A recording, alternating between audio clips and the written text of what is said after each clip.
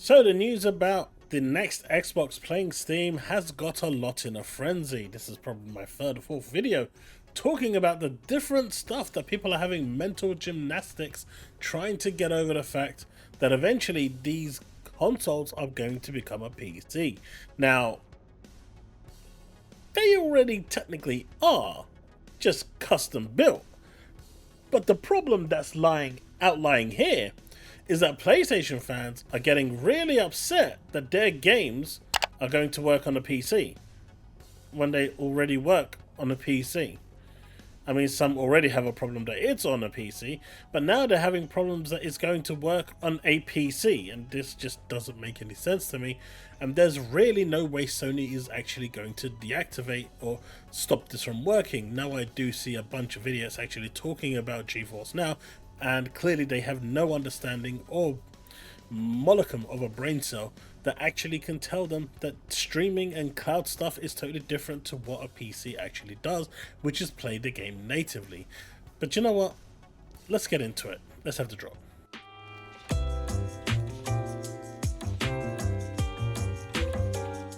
Alright, so as you can see here, Jez asked the question if the next Xbox supports Steam Epic, will PlayStation block their PC titles on Microsoft's hardware? And the answer they give is yes and no, and obviously there's a lot of PlayStation fans out there, so they're saying yes. The obvious answer with anyone that has a brain cell is going to say no. Good, and Colt Eastwood here is saying good luck to Sony differentiating Windows and Xbox software on hardware. And he has a point there, but the biggest issue here is, especially from what Jess said in his podcast, I think it was yesterday, they're running on System 32. If the next Xbox is running on System 32, that's it.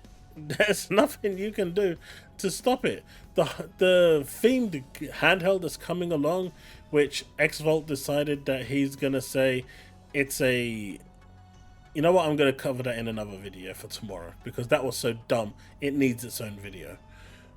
But the fact that they're saying that a handheld machine, just because it has the Xbox branding, will not run something that's running Windows is a bit silly. Now, obviously, people are going on the notion now that, well, if it runs Windows, it's no longer a console. What is a console? That's the first question you should be asking yourself. These people are now trying to split hairs on what a console actually is. A console technically is something that cannot be upgraded, and it's in one kind of form, right? Basically like a NUC PC. The NUC little box PCs that can't be upgraded in any way, shape or form because everything's soldered in. That would technically be a console. People are still referring to it as a PC, but essentially that is the definition of what a console is. It's a non-upgradable home entertainment system. And a NUC PC is pretty much down to the definition of that.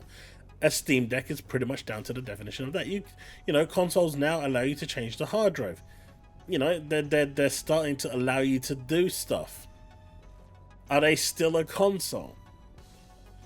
I guess hard drives are permissible, you should say. The moment they start allowing you to upgrade your memory, that's when we can start to say they're truly no longer a console.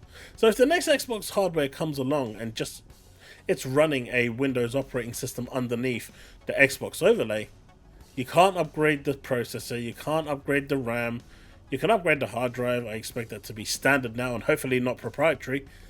Does that still mean it's a console? The answer is kind of yeah, it is. Right?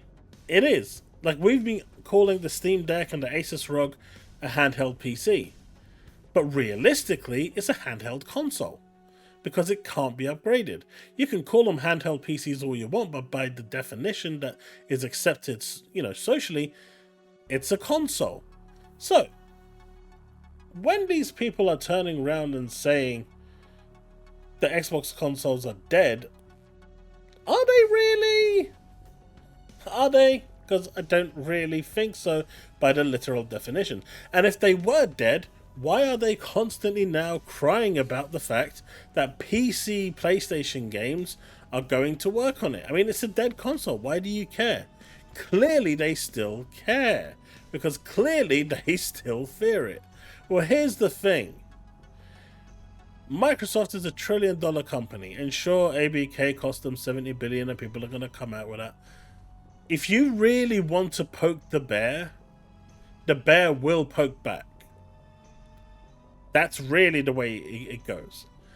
I would love to see PlayStation actually find a way through any legal loophole to try and block those PC titles working on their PC, portion of the next console. Seeing as it's running System 32, it'll allow you to install PC apps. I want to see Sony try and find a loophole and see how quickly those games that are being developed become Xbox only. Now, people are going to say this is hopium. You need to understand that when companies get pissed off with another company, and they are within their full right to restrict everything, they own it after all. So Sony isn't going to want to poke that bear. Sony, to a lesser degree, is going to say, well, since it doesn't require us to do any work, if they buy it on that next hardware, we're just making more money. And they will do the right thing and say, you know what? This works for us too. We can basically now push our games to a wider audience and make more money. And that is what's actually going to happen. Unlike these fanboys who turn around and say Sony will never allow it, Sony is going to allow it because they do not want to burn that bridge. And Microsoft can be really petty when it comes to it. We've seen them do it in the past. We've seen them do it countless times before. But they are willing to lose money just to prove a point. So, this thing over here, if the next Xbox supports Steam, Epic, will PlayStation block that? No, they won't. And I genuinely can't see a way for them to do it, even if they wanted to. The reality is, it's just a PC. I can stick an Xbox logo onto my PC and say, hey, this is an Xbox now. So does that mean all PlayStation games aren't going to work on there? Now, obviously, PlayStation can remove their games off Steam. All of them. It's not like they haven't stopped 188, 200 countries from playing their games anyway. So it's not out of the realm of possibility that they basically say, right, the games that are there, everything else is not going on there, we're releasing our own launcher. Guess what? It's still going to work on the next Xbox because it's running System 32. There's no real way around this. It's just going to work. The only way it wouldn't work is if Sony turned around and said, right, we don't like money, so we're going to stop our games going to PC.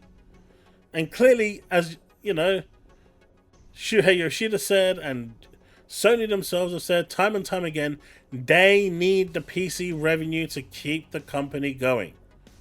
They need it. The money they get from PlayStation fans alone is not enough. You guys just don't buy enough games. It's that simple. Most people buy 2-3 games a year. If that. Maybe 4. They buy their FIFA, they buy their Madden, they buy their COD, and they play that throughout the whole year. And then the rest of the stuff they get from PlayStation Plus. You see, PlayStation Plus and Xbox Live, when they were releasing their games, that actually hurt the revenue. That cannibalized your sales quite a bit. And now those games are still coming on that platform. Even if it's 6 months to a year later, people are happy to wait. So they don't buy. Not as much as they could do. And Sony are telling you openly, Shuhei Yoshida is openly telling you that not enough people are buying games. So they need PC. So in what world do you think that Sony is going to try and go through every single loop under the sun with the prospect of them actually having every ZeniMax ABK game pulled off of PlayStation? In what world do you think Sony is going to do that when in reality they could just say, right, well, we're not exactly developing for that hardware? This whole notion is stupid. The reality is, if it's a 32-bit machine, a console, I guess you could say, it's going to run it. System 32 is System 32. There's no two ways around this.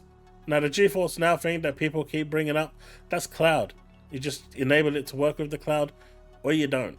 Sony doesn't want their games working on the cloud for whatever reason.